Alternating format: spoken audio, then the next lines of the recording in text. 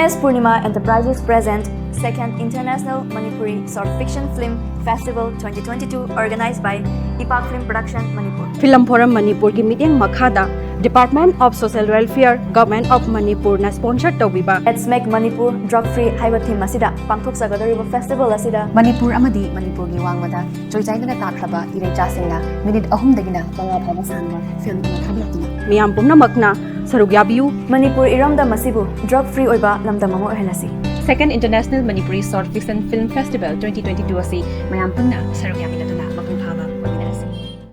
Hauzik aina udazagadoribasi ikai khunazaraba Film Forum Manipur gi chairman oibiriba Sir Sanjit Sabam Mangoljawgani Sir bu taram nokjari Sir do mamang chahi dagi hongna Ipak Films Production Manipur na pangthok sarakliba International Manipuri Short Fiction Film Festival asida achauba thaudang kya Film Forum Manipur na lauduna lakpiri sigi matangda wafam khajektang thambiyu sir phani haukiba sahidagi koigi Ipak Film Production na mana sinlang dana tawraga koigi Film Forum Manipur na exist tawraga pangthokhiba ahanba International Manipuri Short Fiction Film adude so koi Film Forum na asoba thawda ama lawrakanda pangthomina khibani handaksu aikhoiga pullaga Film Forum gi miyeng makhada haiba short film fiction film ase pangthokadoribni aikhoi Film Forum na maruina masida mateng pangsin bagi maruiba maramdi kaisuna te mamang sehide covid na aikhoi lairiba anova ariba artist mayam si difang oidana subam nomam khangdana leiba matamda makhoi activities kharju tawba yanaba and then amana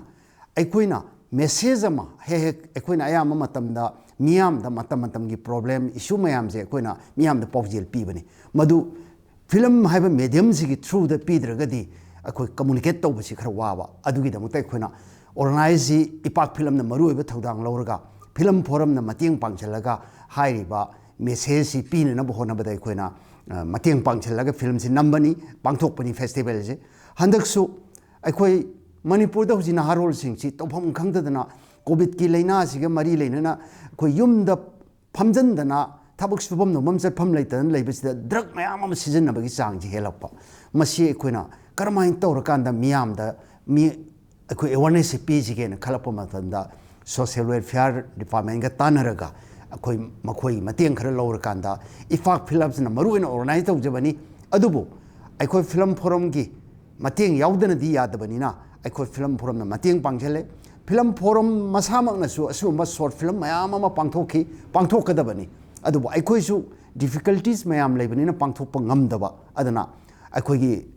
sister organization leiriba mayam si film gi lamda leiba organization mayam sina mokhoina tawropuda Film Forum na mateng pangchelaga aikoi chamanai amanu pangthosu adana miyam da pawjel si younanaba drug free oinanaba honabada medium si seasonaraga hairiba short fiction film se aikoi competition si pangthona bagdamna mateng pangjabani adu organization si aikoina yaujabani yam nungai sir ado handaki festival asida thambiriba award sing sisu khasitang panbiyu sir handaki oina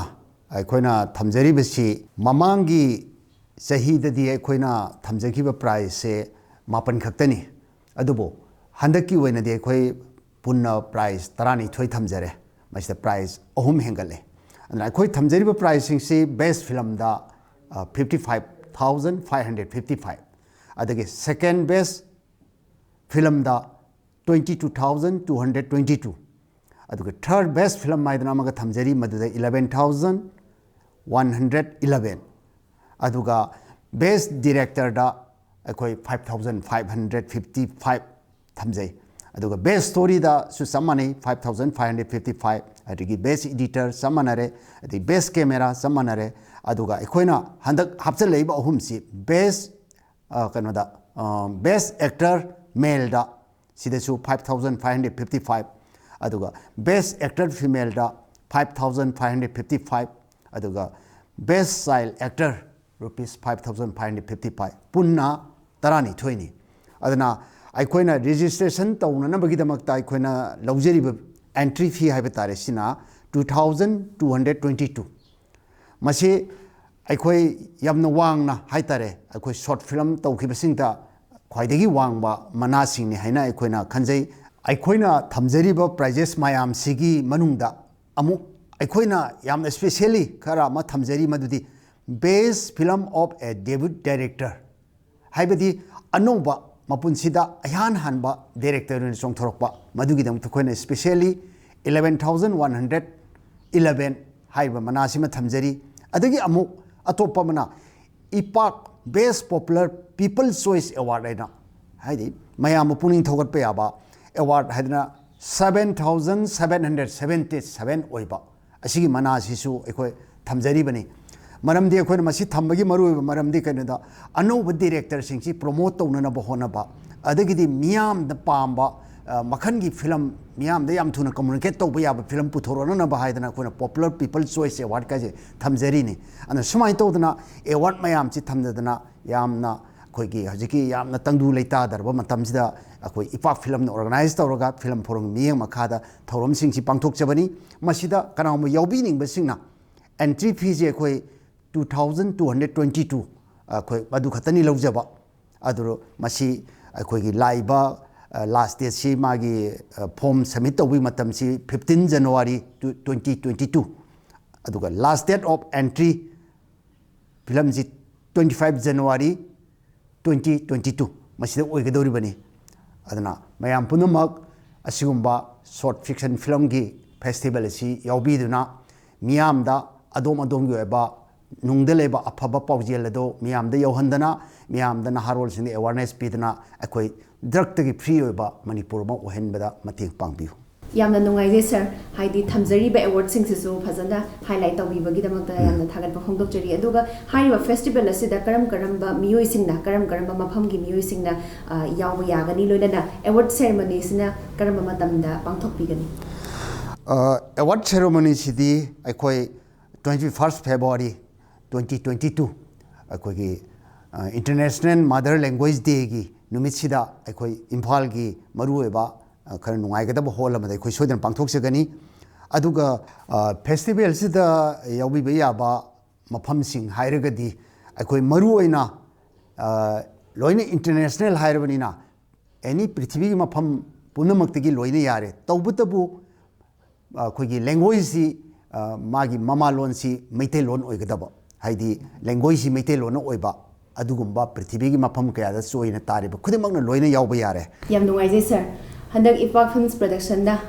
ꯑꯅꯤꯁꯨꯕ ꯑꯣꯏꯅ ꯄꯥꯡꯊꯣꯛꯀꯗꯧꯔꯤꯕ international Manipuri short fiction ꯐꯤꯜꯝꯁꯤꯒ ꯃꯔꯤ ꯂꯣꯏꯅꯅ ꯑꯅꯧꯕ ꯆꯍꯤꯅ ꯂꯥꯛꯄꯁꯤꯗ ꯐꯤल्म form ꯃꯅꯤꯄꯨꯔꯒꯤ ꯃꯥꯏꯀꯩꯗꯒꯤ ꯃꯤꯌꯥꯝꯗ ꯄꯥꯎꯖꯦꯜ ꯑꯃꯇꯪ ꯊꯝꯕꯤꯔꯝꯃꯨ ꯁꯔ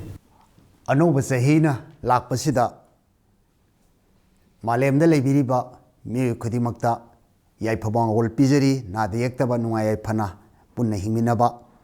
ꯂꯣꯏꯅꯅ ꯍꯥꯏꯔꯤꯕ ꯐꯦꯁꯇꯤꯚꯦꯜ ꯑꯁꯤꯗ ꯃꯐꯝ ꯈꯨꯗꯤꯡꯒꯤ ꯃꯤꯑꯣꯏꯁꯤꯡꯅ ꯌꯥꯎꯕꯤꯗꯅ ꯑꯩꯈꯣꯏꯒꯤ ꯂꯝꯗꯝꯁꯤꯗ ꯉꯁꯤ ꯅꯍꯥꯔꯣꯜꯁꯤꯡꯗ ꯆꯩꯊꯦꯡ ꯄꯤꯔꯛꯏꯕ ꯗ꯭ꯔꯒꯀꯤ ꯑꯁꯤꯒꯨꯝꯕ ꯁꯃꯁ꯭ꯌꯥ ꯑꯁꯤ ꯀꯣꯛꯍꯟꯕꯗ ꯑꯗꯣꯝꯒꯤ ꯐꯤꯂꯝ ꯊꯥꯖꯤꯟꯕꯤꯗꯨꯅ ꯃꯤꯌꯥꯝꯕꯨ ꯅꯍꯥꯔꯣꯜꯁꯤꯡꯕꯨ ꯒ꯭ꯌꯥꯟ ꯇꯥꯍꯟꯕꯗ ꯑꯗꯣꯝꯁꯨ ꯃꯇꯦꯡ ꯄꯥꯡꯕꯤꯌꯨ ꯍꯥꯏꯕꯁꯤꯃ ꯑꯩ ꯊꯝꯖꯔꯤ ꯀꯥꯎꯕꯤꯔꯒꯅꯨ second international Manipuri short fiction film festival 2022 ꯑꯁꯤꯗ ꯑꯇꯦꯟꯕ ꯃꯈꯜꯒꯤ ꯃꯤꯅꯤꯠ 3ꯗꯒꯤꯅ 5 ꯐꯥꯎꯕ ꯁꯥꯡꯕ ꯐꯤल्म ꯑꯃꯃꯝꯇꯪ ꯊꯥꯖꯟꯕꯤꯔꯛꯇꯨꯅ ꯐꯦꯁꯇꯤꯚꯦꯜ ꯑꯁꯤ ꯄꯥꯡꯊꯣꯛꯄꯗ ꯑꯗꯣꯝꯁꯨ ꯑꯆꯧꯕ ꯊꯧꯗꯥꯡ ꯌꯥꯕꯤꯌꯨ ꯍꯥꯏꯗꯨꯅ ꯃꯌꯥꯝꯗ ꯍꯥꯏꯖꯔꯤ